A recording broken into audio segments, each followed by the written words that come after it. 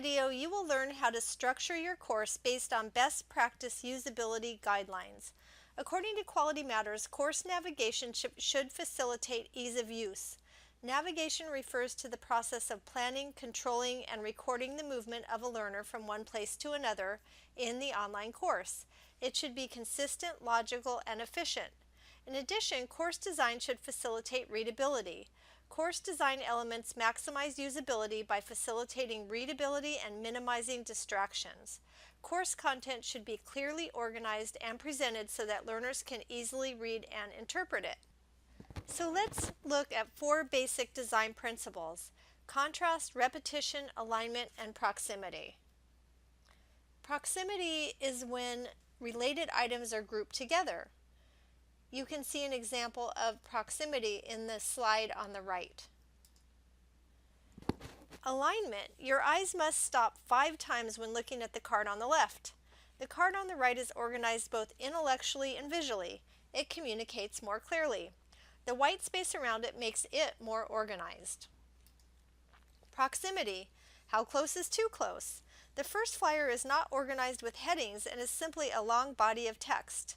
The flyer on the right is much easier to read. Closeness or lack of closeness indicates the relationship. Alignment. Every item should have a visual connection with something else on the page. Nothing should be placed arbitrarily on the page. Notice how much easier the document on the right is to read in this example. Repetition. Repeat some aspect of the design throughout the entire piece. And repetition doesn't always have to be the same. There are ways to be creative and still use the element of repetition. The principle of contrast is when various elements of the piece draw a reader's eye onto the page, like in the example on the right. Another example is in this text where the word star is written in 3 different ways. Notice in the bottom example how much more the reader's eye is drawn to the word star using the contrast of colors. So now we're going to take a look at how these principles can be applied to designing a course in Moodle. This course starts with a warm welcome to students and a picture of the textbook. Below that, there's a label that says Start Here with a downward arrow showing students where they should start in the course. The use of Moodle labels is similar to headings in a document, and it breaks up the information for learners. So one label is Learning Checklist with the dates. Another label is Syllabus Part 1 and 2. And underneath that are the syllabi and the syllabus quiz.